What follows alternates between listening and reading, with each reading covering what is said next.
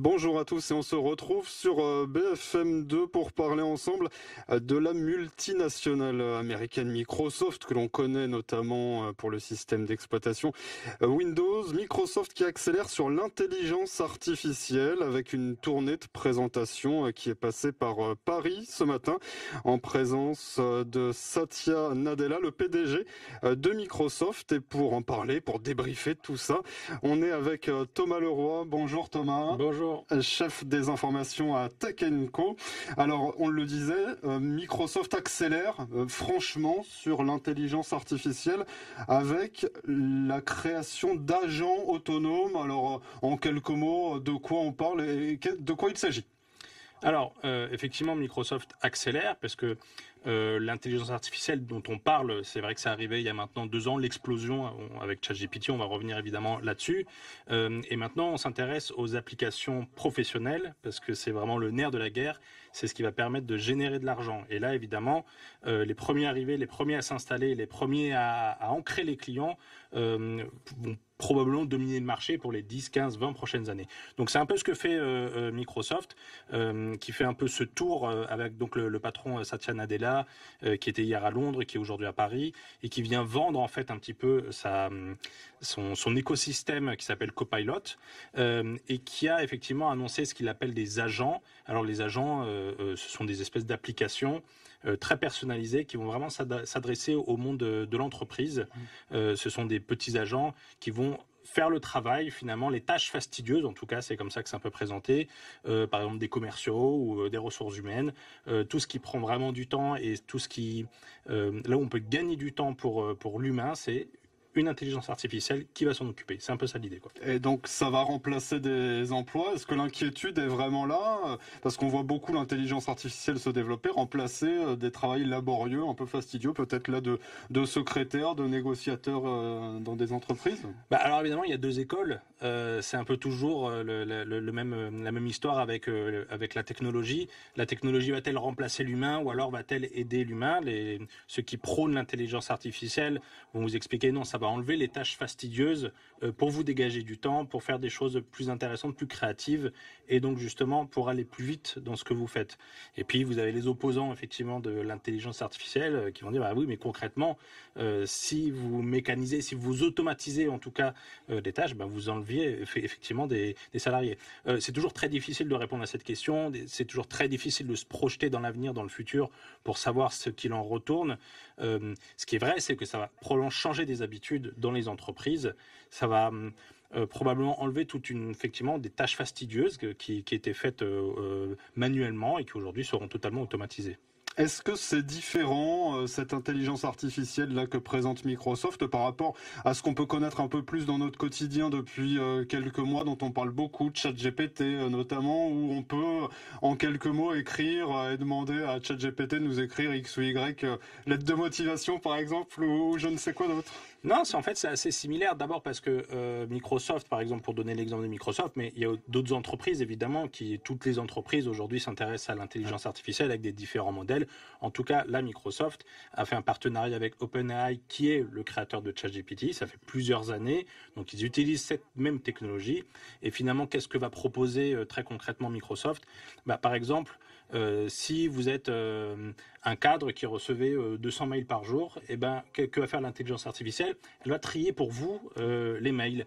Elle va regarder exactement, elle va classer les mails en l'importance, elle va résumer les mails, elle va vous faire peut-être en arrivant au boulot, voilà, vous avez reçu 1200 mails cette nuit, voilà ce qu'il faut retenir, voilà les informations importantes, voilà ce qui doit retenir votre attention, voilà ce qu'il faut transférer à d'autres personnes, et donc on va faire un peu tout ce travail-là. Et donc c'est un peu la même technologie de ChatGPT, c'est-à-dire ça analyse, et puis après ça détermine ce qui est le plus pertinent justement pour la suite. C'est vraiment l'avenir, l'intelligence artificielle, il y a quelques années, en tout cas pour le grand public. Peut-être pas vous dans le milieu tech, mais pour le grand public, ça fait vraiment juste quelques années que c'est vraiment rentré un peu plus dans le quotidien et ce sera encore plus le cas l'an prochain, dans 2 ans, dans 3 ans. Alors probablement, en fait, l'intelligence artificielle, elle n'est pas nouvelle. C'est pas une technologie qui est récente. D'ailleurs, on a eu 2 prix Nobel de physique la semaine dernière, en fait, qui travaillaient sur ce qu'on appelait les réseaux neuronaux, qui sont la base de l'intelligence artificielle. Ce sont des travaux qui datent des années 70. Donc, vous voyez, c'est quand même assez long comme temps. En revanche, le vrai changement qui a eu lieu, c'est ChatGPT, qui est arrivé il y a 2 ans. Qu'est-ce que ça a changé? C'est dans son efficacité. Tellement impressionnante et surtout dans le fait de l'avoir rendu ouvert au public, ce qui n'était pas le cas jusqu'à présent, de peur des dérives. La plupart de ceux qui développaient des modèles les gardaient dans un espace privé entre eux pour essayer de les travailler. Et là, soudainement, OpenAI a décidé de l'ouvrir à tout le monde. Et c'est là où on a vu cette explosion de l'intelligence artificielle. Et c'est effectivement qu'un début, parce qu'à partir du moment où OpenAI a eu du succès, Google a dû rattraper justement le temps perdu. Meta, la boîte mère de Facebook, est aussi très en avance dessus. Apple arrive aussi avec Apple Intelligence qui va arriver aux États-Unis la semaine prochaine. Et donc vous allez avoir évidemment de plus en plus d'intelligence artificielle dans vos smartphones, dans vos ordinateurs, dans vos logiciels. Maintenant, très concrètement, les applications, elles sont encore assez limitées. C'est très impressionnant. Vous pouvez faire des CV, des choses comme ça. Mais je parlais de trier les mails. Pour l'instant, c'est pas encore possible. Il y a encore beaucoup de lacunes, il y a encore beaucoup d'erreurs. Donc ça va mettre encore un petit peu plus de temps. Mais évidemment que l'intelligence artificielle, de la même manière que les produits électroniques sont arrivés à une certaine époque, la robotique est arrivée à une certaine époque, tout ça va irriguer un peu la société petit à petit. C'est un enjeu important aussi pour les entreprises informatiques. Là, Microsoft se fait donc une tournée, hein, hier Londres, aujourd'hui Paris pour le PDG de l'entreprise.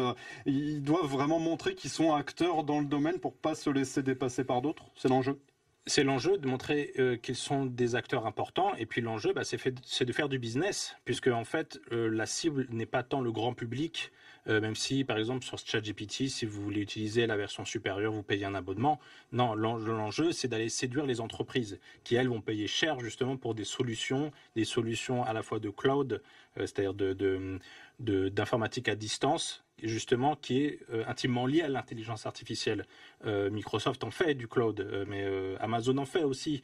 Et donc là, on est vraiment sur des très grosses entreprises qui se battent sur des marchés qui vont être à plusieurs dizaines de milliards, centaines de milliards de dollars, d'euros.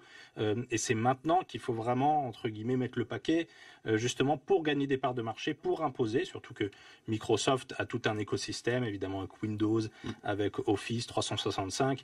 Et donc l'idée, c'est vraiment de faire en sorte que les entreprises et les institutions restent sur Windows, restent sur Office et utilisent tout ce qui est possible et tout ce qui existe dans l'écosystème Microsoft. Et donc c'est vraiment ça que veut faire Microsoft en ce moment. C'est d'imposer son modèle en fait.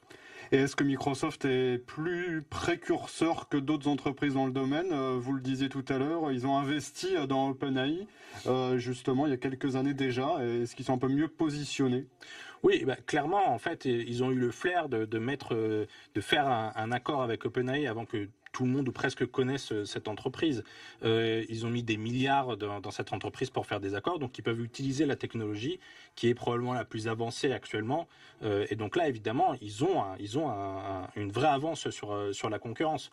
Le problème, c'est que d'abord, il y a eu la concurrence arrive, ils ont beaucoup accéléré justement pour rattraper Microsoft. Et puis, les systèmes de Microsoft sont pas non plus totalement au point, sont pas encore totalement. Il y a encore beaucoup de failles avec cette intelligence artificielle. Il y a encore beaucoup de problèmes et il faut encore voir pour les entreprises si c'est pertinent à l'heure actuelle sur le système qu'ils proposent. C'est-à-dire, est-ce que pour mon commercial, est-ce que utiliser pour faire des prospects, pour classer les clients, pour gérer, est-ce que c'est vraiment pertinent? Ça, c'est ce que promet Microsoft. Maintenant, il faut encore arriver à convaincre les entreprises qui sont un peu frileuses parce qu'on parle d'intelligence artificielle dans tous les sens et c'est pas toujours pertinent en fait. Merci Thomas Leroy pour cet éclairage. Donc, après la présentation par Microsoft de ces agents autonomes, donc liés à l'intelligence artificielle que l'on va suivre, des développements évidemment que l'on va suivre dans les prochains mois, les prochaines années. Merci à vous de nous avoir suivis sur BFM2. Très bonne journée à tous.